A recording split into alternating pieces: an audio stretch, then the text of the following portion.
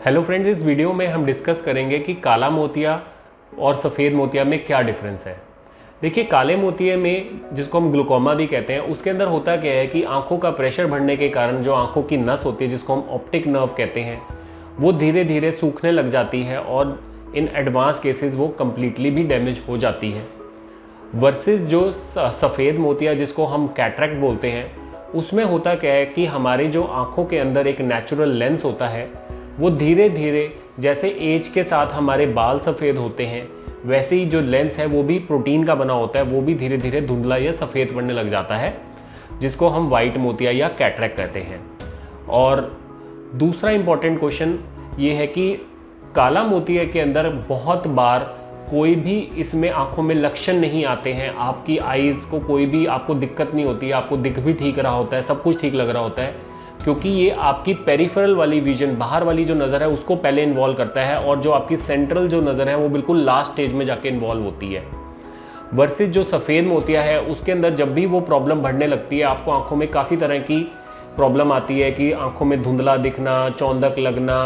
Light की glare लगना, double double दिखना, पानी चलना, या कोई भी चीज़ देख रहे हो उसको धुंधली सी दिखना, कंट्रास्ट कम हो जाना, तो वो नज़र से रिलेटेड हमारी क्लैरिटी को कम करता है। और सफ़ेद मोतिया उम्र के साथ आने वाली एक सबसे इम्पॉर्टेंट आँखों की बीमारी है।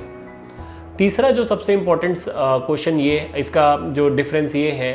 कि काले मोतियों में सबसे डरने वाली बात ये होती है कि इसके अंदर जो भी नज़र आपकी डैमेज हो गई, एक बार जो भी नस में डैमेज हो गया, हम उसको दोबारा ठीक नहीं कर सकते, खाली उसको आगे बढ़ने से बचाया जा सकता है। इसलिए इसको टाइमली डिटेक्ट करके इसका चेकअप करवाना, रेगुलर चेकअप से ही इससे बचा जा सकता है, नहीं तो ये परमानेंट ब्लाइंडनेस कर सकता है।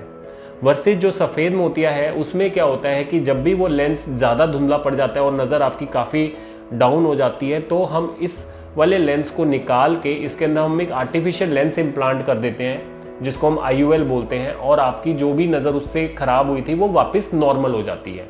इसलिए दोस्तों,